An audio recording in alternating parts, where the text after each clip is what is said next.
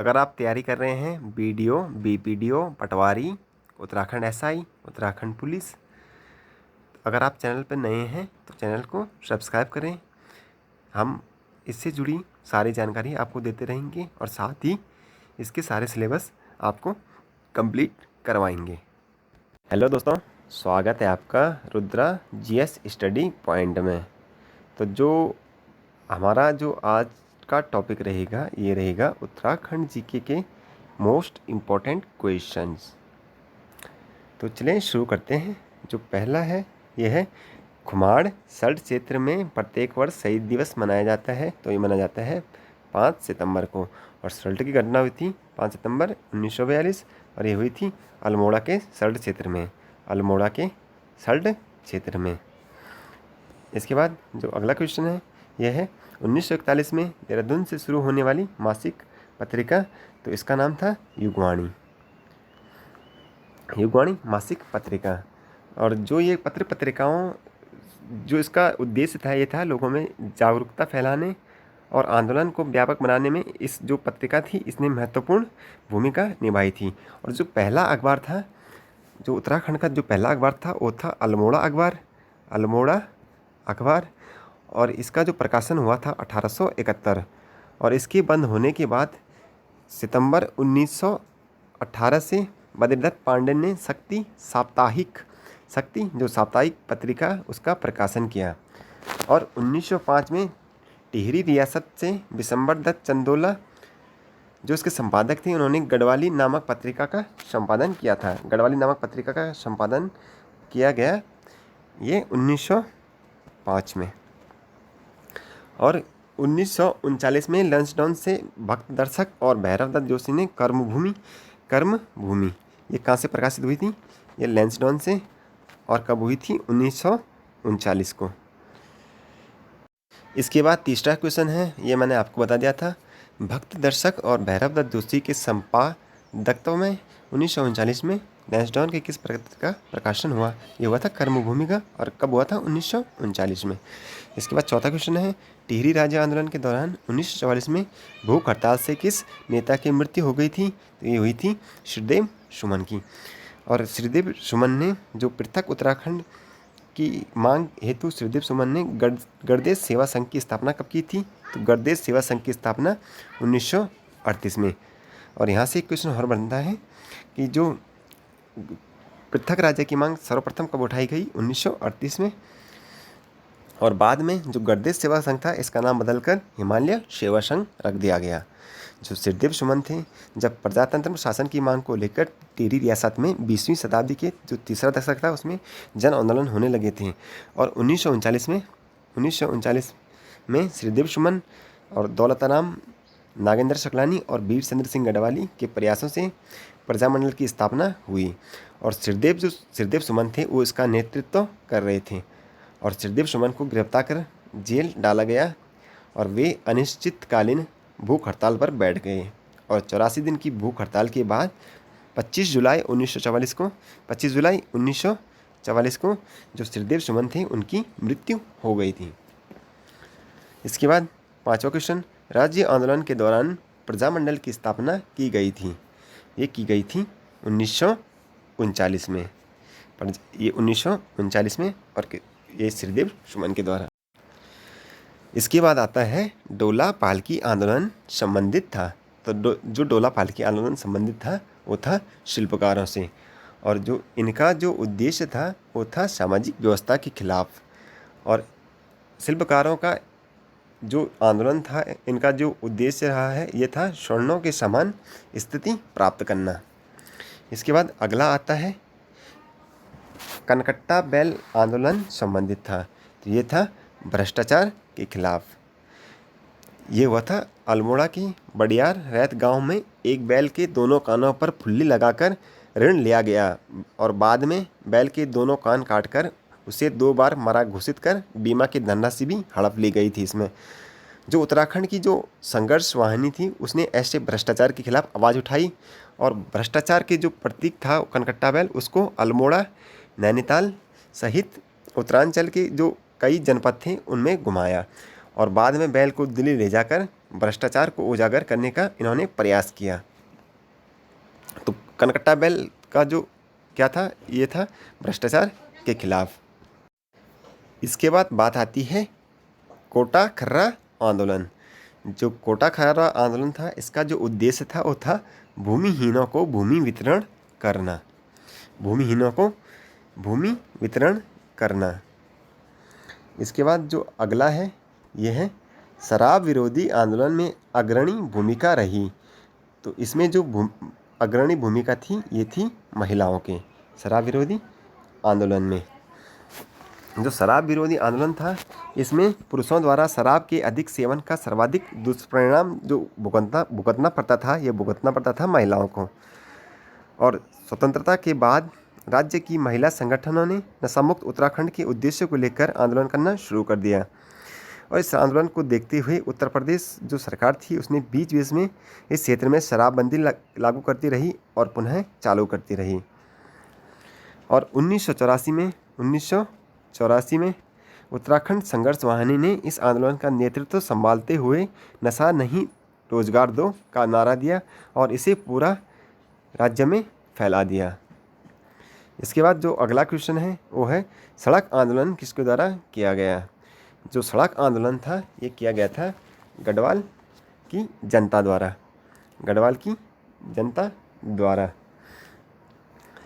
ये 1940 में जो ये आंदोलन होता है, ये होता 1940 में। और इसका जो उद्देश्य था, वो था गरुड़ से कर्णप्रयाग तथा लैंसडाउन से पौड़ी तक जो गाड़ी सड़क का निर्माण करना इसका उद्देश्य था। इसके बाद अगला क्वेश्चन आता है, जो मैती आंदोलन के प्रणेता कौन थे। तो मैती आंदोलन के जो प्रणेता थे, वो थे कल्याण सिंह रावत। 13वां है, पृथक उत्तराखंड राज्य को सर्वप्रथम किस राष्ट्रीय पार्टी ने अपने घोषणा पत्र में शामिल किया। ये किया था भाजपा ने।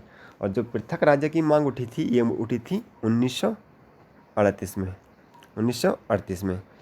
इसके बाद अगला क्वेश्चन है, खटीमा गोलीकांड कब हुआ। जो खटीमा गोलीकांड हुआ, ये हुआ 1 सितंबर 1994 को। और इसमें पुलिस द्वारा छात्रों तथा पूर्व सैनिकों की रैली पर गोली चलाने से जो 25 लोग मारे गए थे। इसके बाद अगला आता है, उत्तराखंड उत्थान परिषद का गठन कब हुआ था। उत्तराखंड उत्थान परिषद का गठन 1988 में। और किसकी अध्यक्षता में हुआ। ये हुआ शोभन सिंह जीना की अध्यक्षता में। अगला आता है, गैरसैंण में राज्य विधानसभा की प्रथम बैठक कब हुई। तो ये हुई थी 9 से 11 जून 2014 को। इसके बाद अगला क्वेश्चन है, निम्न में से कौन सुमेलित नहीं है। तो खटीमा कांड हुआ था 1 सितंबर 1994 को। मुजफ्फर कांड 2 अक्टूबर 1994 को। और मसूरी कांड 3 सितंबर 1994 को। ये गलत हो जाएगा। इसके बाद अगला आता है, निम्न में से कौन सुमेलित नहीं है। तो उत्तराखंड क्रांति दल 1979। उत्तराखंड उत्थान परिषद, इसका गठन हुआ था 1938 को। ये गलत हो जाएगा। और उत्तरांचल परिषद 1972, ये सही है। गढ़ देश सेवा संघ 1937, ये भी सही है। इसके बाद जो अगला है, ये है उत्तराखंड सरकार द्वारा राज्य प्रतीक चिन्ह का निर्धारण किया गया। ये किया गया था 2000 में। और बात करें जो राज्य चिन्ह की, तो राज्य चिन्ह इसमें जो उत्तराखंड का भौगोलिक स्वरूप है, उसकी झलक मिलती है। एक गोलाकार मुद्रा में 3 पर्वत चोटियाँ श्रृंखला और उसके नीचे गंगा की 4 लहरों को दर्शाया गया है। और जो इसके बीच में अशोक की लाट, और अशोक की लाट के नीचे लिखा गया है सत्यमेव जयते। सत्यमेव जयते। और जो सत्यमेव जयते है, ये लिया गया है मुंडकोपनिषद से। इसके बाद बात करेंगे राज्य पुष्प की। ये है अगला क्वेश्चन है, उत्तराखंड में राज्य पुष्प ब्रह्मकमल का वैज्ञानिक नाम क्या है। तो इसका वैज्ञानिक नाम है सोसूरिया अव्वेलेटा। और ये पाया जाता है 4800 से 6000 मीटर की ऊंचाई पर। 4800 से 6000 मीटर की ऊंचाई पर और ये किस कुल का पौधा है? ये है एस्टेरेसी कुल का पौधा। और उत्तराखंड में इसकी 24 प्रजातियां पाई जाती है, जबकि पूरे विश्व में 210 प्रजाति। और ये पाया जाता है फूलों की घाटी, केदारनाथ, शिवलिंग बेस और पिंडारी ग्लेशियर में। और स्थानीय भाषा की बात करें तो स्थानीय भाषा में से कौल पद्म कहा जाता है, कौल पद्म कहा जाता है। और इस पुष्प का जो उल्लेख मिलता है वो वेदों में मिलता है। और महाभारत की बात करें तो महाभारत के वन पर्व में इसे सौगंधिक पुष्प कहा गया है। और जो इस पौधे की जो ऊंचाई होती है वो होती है 70 से 80 सेंटीमीटर, 70 से 80 सेंटीमीटर। और जो इसमें फूल खिलने का जो समय होता है वो होता है जुलाई से सितंबर।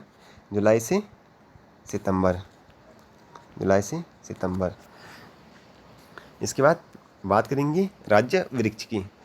तो जो राज्य वृक्ष है बुरांस, इसका जो फूल खिलने का समय होता है वो होता है फरवरी से अप्रैल। और इसका जो वनस्पतिक नाम है ये है, इसका वनस्पतिक नाम रोडोडेंड्रॉन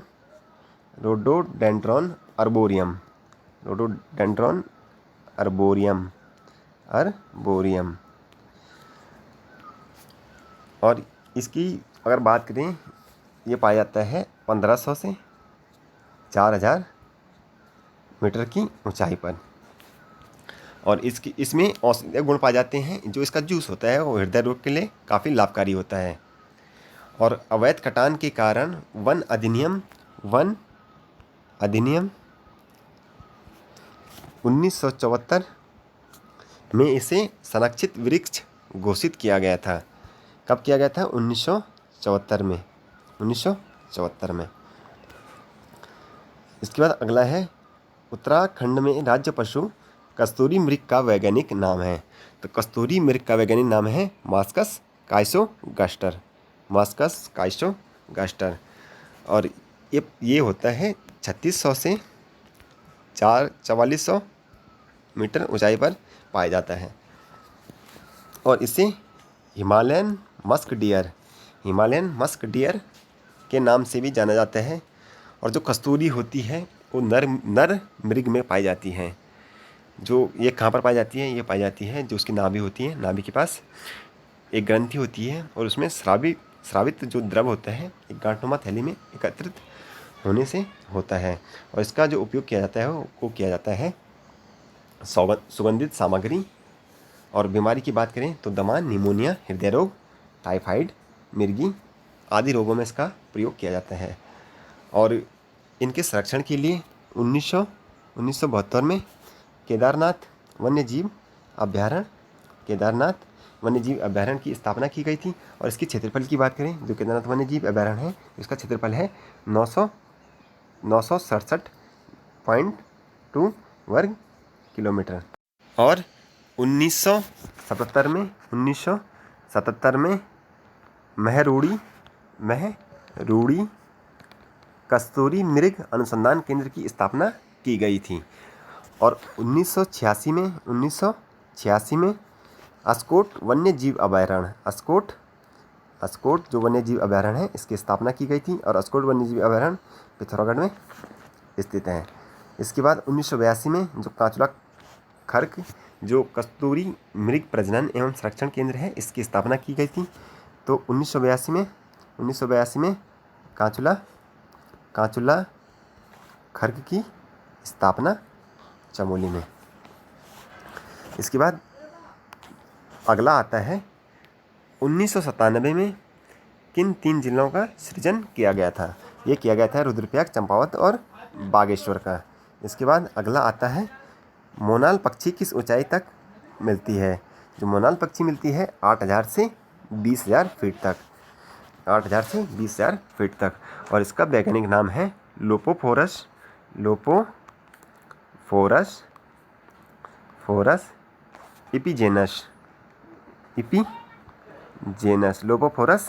इपीजेनस। और एक क्वेश्चन पूछा गया था पहले पेपर में, ये पूछा गया था कि जो मोनाल पक्षी है इसका प्रिय भोजन क्या है? तो इसका प्रिय भोजन है आलू। आलू। इसके बाद अगला क्वेश्चन आता है, ये है मोनाल पक्षी। अगला क्वेश्चन आता है, 2011 में राज्य में सृजित नया विभाग था। ये था सुराज भ्रष्टाचार उन्मूलन व जनसेवा। सुराज भ्रष्टाचार उन्मूलन व जनसेवा। इसके बाद जो लास्ट क्वेश्चन रहेगा आज का, ये रहेगा सूचियाँ सुमेलित कर सही उत्तर चुने। तो विकासखंड दे रखे हैं और जिला दे रखा है। जो पहला है हवाला बाग, तो हवाला बाग कहाँ स्थित है? अल्मोड़ा में।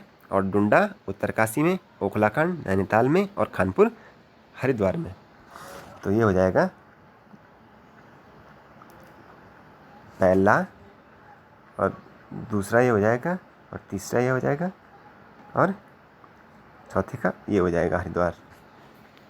तो ये था आज का लास्ट क्वेश्चन।